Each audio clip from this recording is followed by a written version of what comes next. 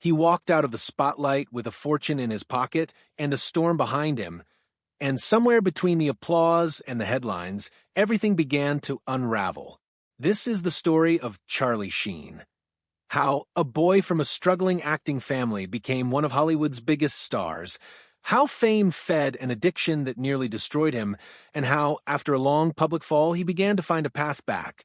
Stay with me, because this rises and falls story is stranger and more human than the headlines ever let on. He once had an estimated net worth of roughly $150 million. A few years later, reports said he was essentially broke. That gap, the millions, the hush money, the arrests, the near-fatal overdoses, is where the real story lives. It's where the choices meet the consequences and where early wounds meet grown-up temptations. Charlie was born on September 3rd, 1965, in New York City, named Carlos Erwin Estevez. The family lived tight. Martin Sheen, then still Carlos Estevez, was an actor scratching out a living on off-Broadway stages, often making only about $100 a week while raising a house full of kids. Janet, his mother, had been an art student. The household was lively but financially fragile. Acting would become the family trade. Charlie's siblings later worked in the business too.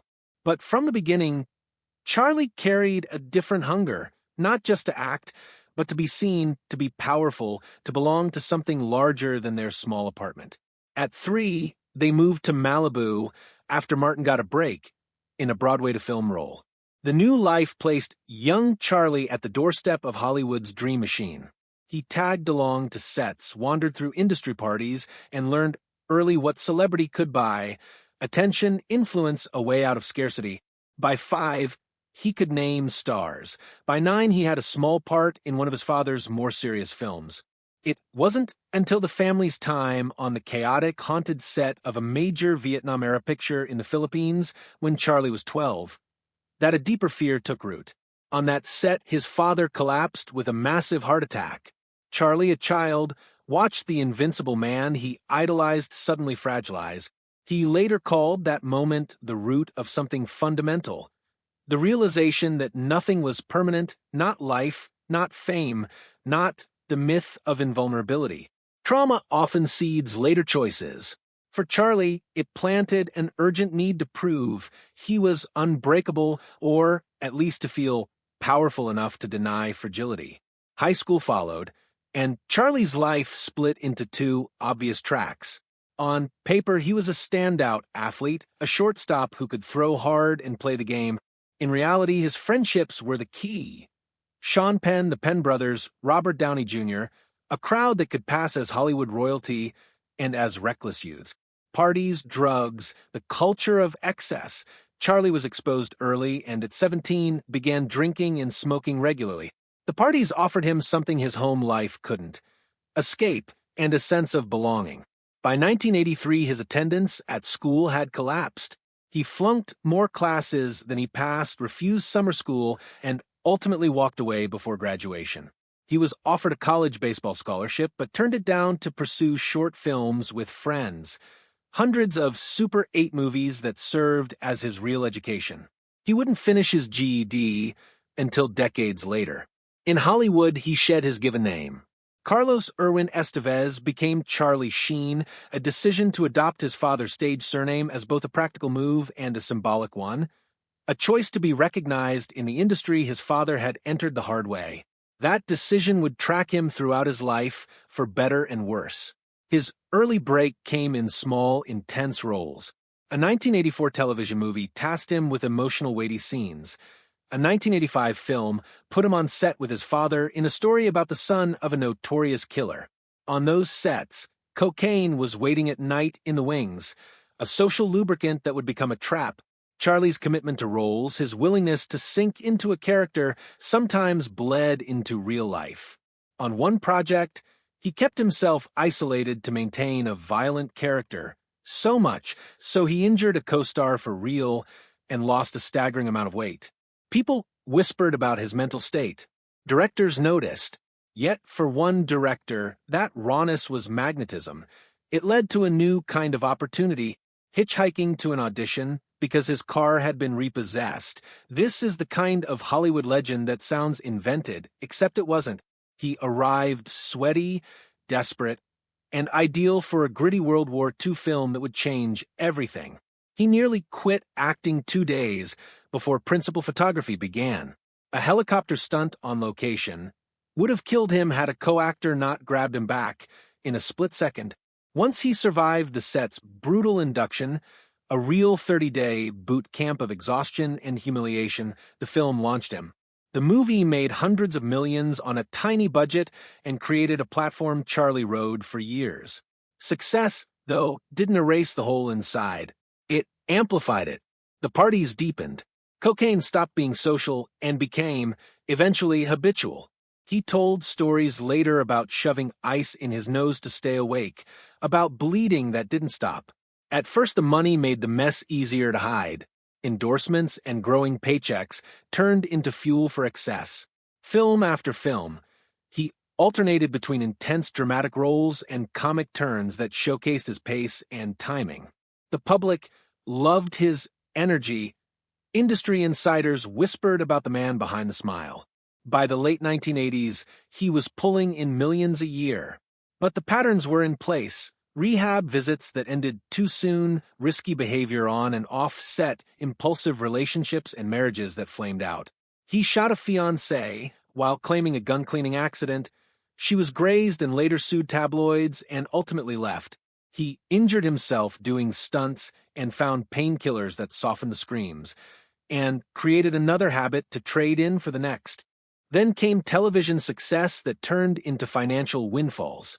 A major sitcom cast him as the archetypal irreverent bachelor, and it exploded in ratings worldwide. He was paid staggering sums per episode, and then negotiated syndication percentages that meant he made money even when episodes were replayed years later. Imagine having that kind of cash flow. The security should have been a bomb. Instead, it became a new economy for his addictions. Contracts offered bonuses for sobriety and penalties for missed workdays. They were attempts to scaffold reliability around a man who was increasingly unreliable. Trouble crept into production. He arrived on set drunk for a controversial episode, forcing expensive post-production fixes. A marriage collapsed amid disturbing allegations of gun threats and substance-fueled rages. A violent incident led to a brief jail stay and a temporary shutdown of filming. The studio limped through with him as long as the show's money machine kept running. But insurance companies, producers, and networks have limits. The most consequential turning point arrived in private before it became public. A medical diagnosis in 2010. He learned he was HIV positive following a routine insurance test. The news shattered him. The fear wasn't only about health, it was about exposure, reputation, and the ripple effects through his relationships. Panic led to secrecy and to payments, reported later to be in the millions, intended to keep the diagnosis from becoming public. Those payouts, the legal fees, the settlements, and the continued spending on drugs and care accelerated a financial hemorrhage. In 2011, after a months-long spiral and a 36-hour drug binge that landed him in the hospital, the studio made a final decision. He was fired. The official reasons cited behavior that crossed legal and ethical lines.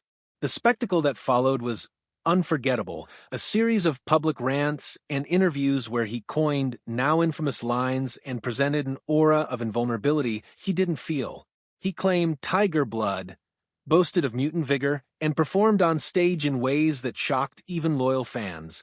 A subsequent tour drew crowds, but the image of triumph was paper-thin. He sued the producer and network, claimed wrongful termination.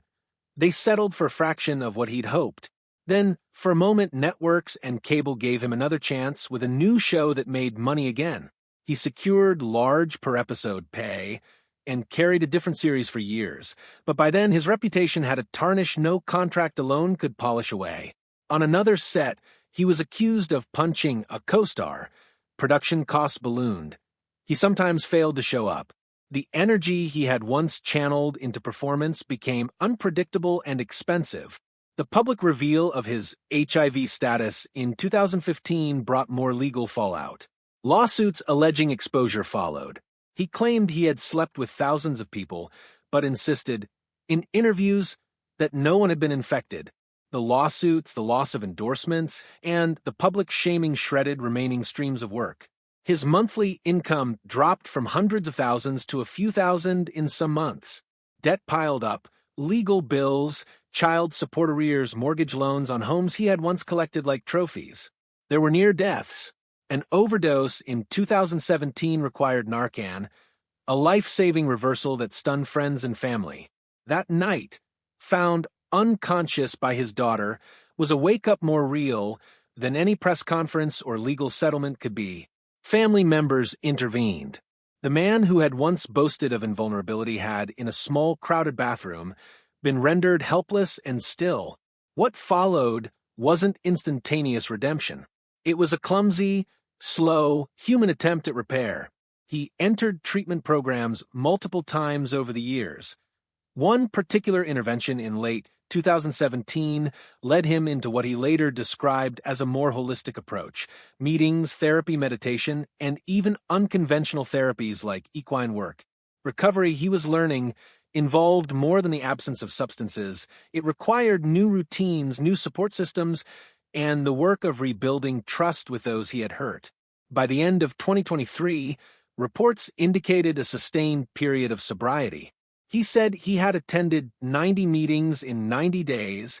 He had a sponsor inside the business, someone who had seen him at his worst and refused to give up.